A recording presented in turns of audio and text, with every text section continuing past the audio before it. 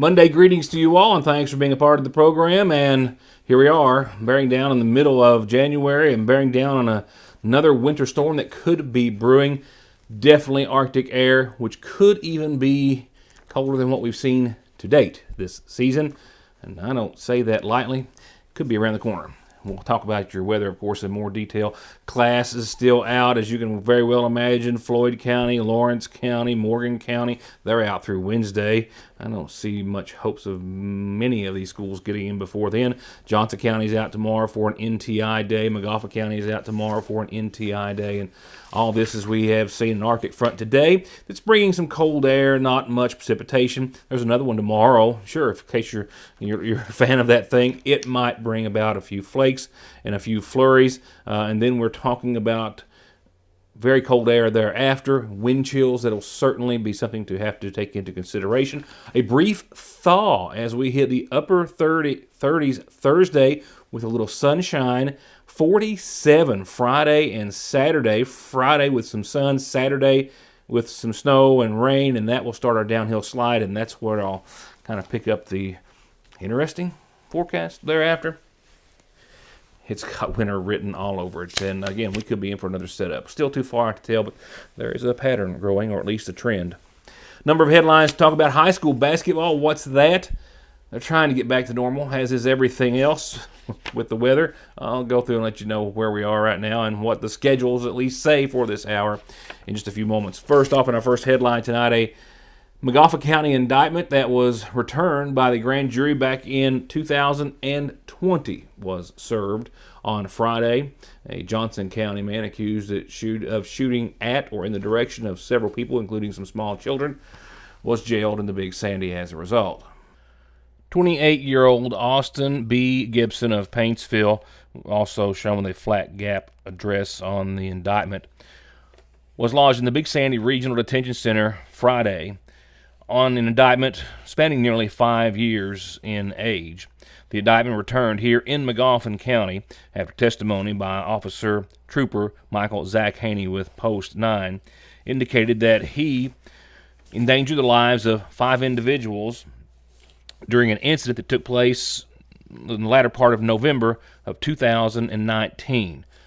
The circumstances as to the gap from when the indictment was returned by sitting McGoffin County grand jury in March of 2020 and then it being served last week, we have no knowledge of at this time. But I do have the original information from the case and investigation that said that the trooper had received a call on that date about a house that had been shot into here in McGoffin County, and when he got there, he saw several bullet holes in and around the home, and then while there, he took a statement from an individual who said that he was paid $20 by Gibson to drive him to the residence, and that same individual says that he watched Gibson shoot into the home and then have his driver flee the scene with him. The investigation determined there were 5 people inside the home, 2 adults and 3 small children, thus the 5 counts of wanton endangerment in the first degree. And Jackson and neighboring Breathitt County was a hopping place today. If you haven't heard, former Senator and Vice President-elect J.D. Vance came back to his roots earlier today, made the rounds for a while, left a lot of folks happy that he did based on some video which was circulating Facebook and social media. It was still just a few questions as to maybe why he was in Kentucky and when's he coming back, both of which we'll try to answer when we can. We know that he visited the cemetery where his grandmother is buried. We know that he got a good meal when he stopped by the country kitchen. Seen leaving and taking photographs and shaking hands and greeting with a lot of folks who were on the streets, all welcoming the former senator and vice president-elect who will be sworn in just a matter of days to Jackson, where he spent time growing up. No other information was available as of airtime as to what he was doing in Kentucky and specifically otherwise here in eastern Kentucky, but we are sure that we'll hear more about his visit. I'll be right back. Someone dies in the U.S. every 7 minutes from an overdose, and over half of the population gets or takes pills from a friend or relative. and about 46 million and counting are exposed to narcotics in their drinking water. So don't toss them, flush them, or leave them lying around. Safely dispose of your unneeded meds anytime at Parkway Pharmacy, where you can always talk to a pharmacist when you need one. Atrial fibrillation is one of the more common rhythms we see. AFib is an arrhythmia of the heart where the top part of the heart is beating erratically and out of sync with the bottom part of the heart. The electrophysiology service is made up of a team of healthcare providers, and that includes an electrophysiology lab where we're able to do procedures to help repair heart rhythm problems. When a patient becomes heart rhythm free, it can really restore their life. ARH, more for Appalachia.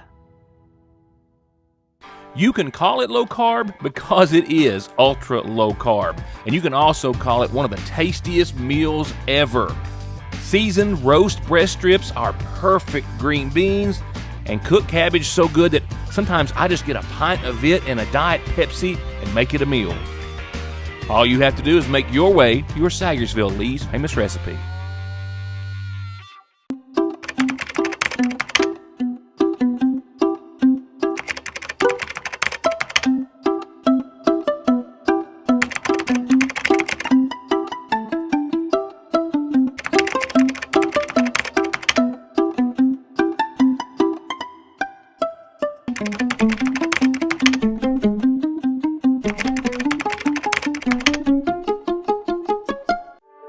I love working in the coal mines, even though it was hard work.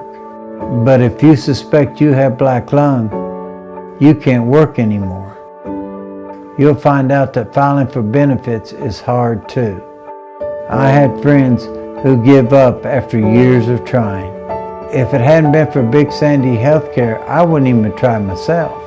If you think you have black lung, call Big Sandy Healthcare and get the help you deserve. Johnson Central High School stands alone in providing the most college and career programs of study in one building throughout the entire state of Kentucky. This includes pathways in everything from the medical field to engineering, telemedia, welding, agriculture, and even aviation. And that's just to name a few of the 32 different choices. Work has also been started on a brand new state-of-the-art high school. So now is the time for your child to experience the power of opportunities in Johnson County schools. During all this winter weather that's left roads as seriously dangerous as they were, fortunately, it's not been a number of major auto accidents to have to report. Our local McGoffin County Rescue, fire departments, and EMS have responded to calls around the clock, certainly transporting a lot of individuals to work. The rescue squad has, delivering a lot of important medicines and the like, but serious auto accidents, fortunately, have not been something we've had to report on. This perhaps one of the most serious, and it was one with non-life-threatening injuries, but possibly serious injuries after a man lost control of his vehicle on Burning Fork earlier today. The vehicle went into the ditch and landed on its side. He did have to be extricated from the vehicle. They had to remove some of the glass and remove him from the vehicle on a Stokes basket, but he was talking in alert with rescue personnel at the time of his removal from the vehicle and during transport to an area hospital. The driver, we believe, the only occupant as well. So basketball and your weather, we're going to spend a little time on those in a few moments. Right now, let's just go ahead and go over to tonight's McGoffin Farm Bureau calendar. Still a pretty brief one, but I do have another important announcement to add to a brief reminder, both very important and related for this week. A very important commodity week, I believe, with all, of course, the weather and closures and cancellations and just everything that goes along with being buried under snow and ice for as long as we have. Commodities at the McGoffin County Senior Citizen Center are this Thursday, 11 till 1. The message I got from Marlene was to drive around, and I believe that is to drive around the back of the building, and you'll be able to pick up your commodities there as they're going to try to get everyone in and out as safely and as quickly and as warmly as possible, I'm sure. The Water into Wine Food Pantry, don't forget, has their regular commodity day this Wednesday, 9 to 11. Their senior commodity day is Thursday, 9 to 11. And you can stay up with them at 349-6301 if you ever have any questions about their services or availability. And for announcements like these, and of course those birthdays and anniversaries, this is how you get them on the show for me to tell everyone about them. Now, before I go to obituary listings for this evening, given the tragic and unusual circumstances about the passing of two individuals early this morning here in McGoffin County, I just wanted to make a brief note. as such. I did speak with McGoffin County Deputy Coroner Brian Parker earlier today, and he confirmed that a mother and her son were both found dead at the residence they shared early this morning. Natural causes, the only indicator, and both have now funeral services pending in their honor and a portion of tonight's listings. We start with a reminder of services to be held tomorrow morning at 11 for 47-year-old Michael Gordon Long of Sagersville. He passed away Wednesday after a long illness. The son of Gordon and Carolyn Davis Long, he's survived by his wife as well, Sabrina Helton Long, his daughter Ashton, his brother David, his sister Bethany Newman, his uncles Larry Long and Steve Long, and Tim Davis, as well as his aunt, Tammy Burchett, and 2 nephews. Services start in the morning at 11 from the McGoffin County Funeral Home. Visitation is till 9 tonight and before services start tomorrow. In lieu of flowers, the family has requested that contributions be made to the Michael Gordon Long Scholarship Fund. Services have now been set for 88-year-old Phyllis Ann Blanton Wheeler of Littorals Fork here in McGoffin County. She passed away Saturday the 4th at her home. The daughter of the late Hubert and Mary Elizabeth Meade Blanton, she survived by her sons, Randy and Terry Wheeler, her brother Charles Blanton, grandchildren Renetta Howard and Cody Wheeler, and 3 great-grandkids. In addition to her parents, Phyllis Ann is preceded in death by her husband, Glenn Douglas Wheeler. Services in her honor start Wednesday morning at 11 from the McGoffin County Funeral Home. Friends can visit the funeral home Wednesday morning after 9 and before services begin. Also in McGoffin County, 45-year-old Larry Joseph Joey Minix of Sagersville passed away on Friday at his home. The son of Larry Minix and the late Rhonda Gale Salyers Minix, he survived by his father. He's also survived by his wife, Mindy Joseph Minix, a son, Dawson Joseph Minix, daughters, Tori Alexander Minix, Madison Lynn Strutzbach, Shiana Dakota Minix, and a brother, Jonathan Jared Minix, as well as 2 grandkids and 1 on the way.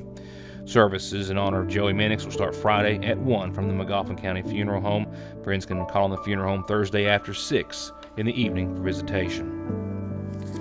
And as I referred to a few moments ago, arrangements still incomplete at this hour, but to be announced soon for mother and son, 86-year-old Shirley Spurlock of Falcon, who, along with her son, 63-year-old David Spurlock II of Falcon, who passed away earlier at today's date at their home on Falcon.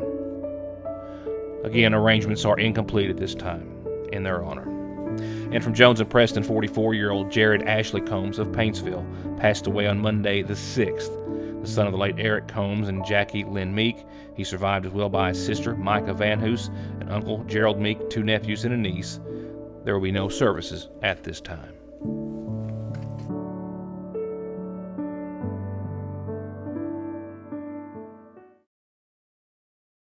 For whatever reason, if your working days are over, don't do anything before you meet Grover. Social Security, disability, SSI, work injuries, wear and tear, and hearing loss. 888-9-GROVER.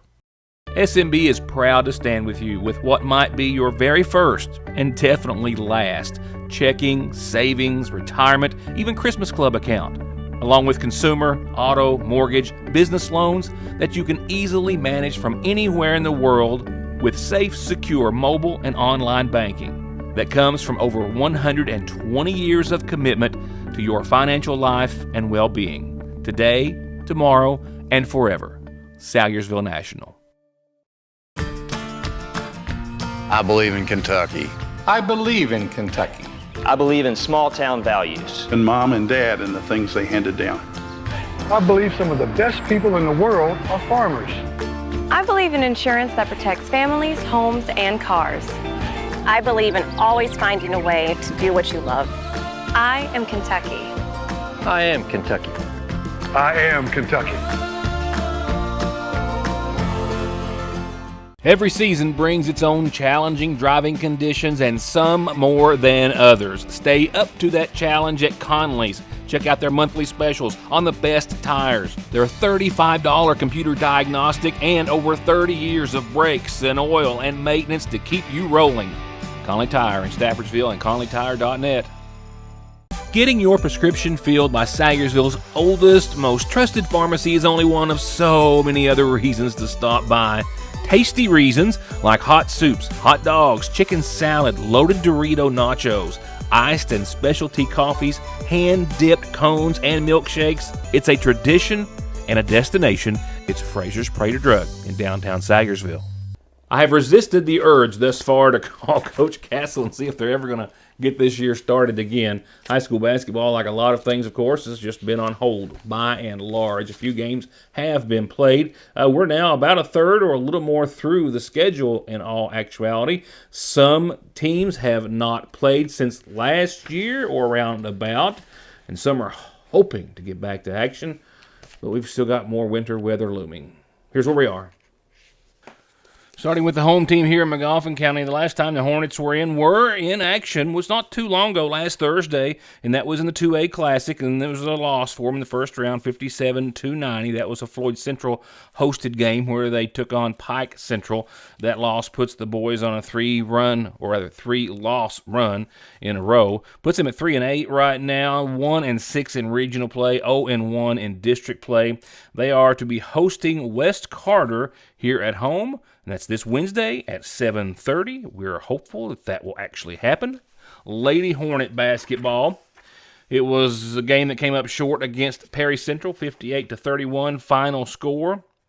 And that was on the 9th as well, last Thursday. That was a Floyd Central hosted game in the 2A girls basketball tournament. And that puts them hosting Paintsville this Thursday night. That's going to be a 6 o'clock game for the Lady Hornets, who are 4-9 right now, looking for their 5th win of the season. Coach McKenzie and the Golden Eagles of Central, they played Floyd Central in the 2A Classic on the road this past Thursday, and they picked up a win, 86-59 final score. Puts the boys from Central on a 6-4 run thus far, 10 games in. Easy math there. 2-2 in the region and 1-0 in their 57th district. They are hosting Pikeville this Thursday. Tip-off set for 7:30. Lady Golden Eagles are still rolling. rolling right along. Last Thursday, 59-46 over Floyd Central in the girls' 2A Classic. They were to be hosting Harlan County tonight. That got canceled, and they should be hosting Martin County this Friday at 7:30. Lady Golden Eagles 13-2, 4-0 in the region, 1-0 in their district. Paintsville and the Tigers, well, they last played at Appalachian Wireless against Belfry. They had a win, 63-58. They were to be in action tomorrow night. It was a road game. It's been canceled, is all I can tell you. Right now, they're going back to Appalachian Wireless Arena. Next game is Shelby Valley. That's at 6 o'clock, and that is this Wednesday for the boys from Paintsville, who, as you saw, are having a pretty good run. They've got 5 wins in a row, only 3 losses on the season. Lady Tiger basketball, 9-3 for the boys, by the way. Lady Tigers 51, Belfry 39 at Appalachian Wireless Arena. That was on Friday the 3rd. It's been that long for the girls. They're back, though, hopefully tomorrow night, going to finish the next round, or to the next round at Appalachian Wireless Arena in Pikeville against Betsy Lane. Tip-off set for 6 o'clock for the Lady Tigers, who are 5-7 right now.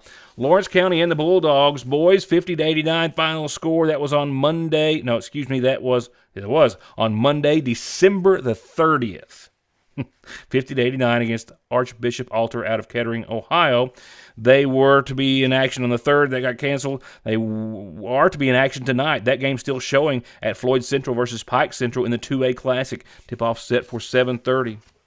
The boys from Lawrence are 9-3. Lady Bulldogs, they last played Thursday, the 2nd day of the new year, hosting Pike Central. That was a loss, 49-67. After coming out strong, they've suffered a lot of losses in a row. Lady Bulldogs are to be at Floyd Central, taking on Perry Central. That game was still on the schedule for tonight at 6 o'clock in the girls' 2A. Now let's take a look at how today shaped up to be. We topped out at 43 degrees here in downtown Sagersville at the newsroom.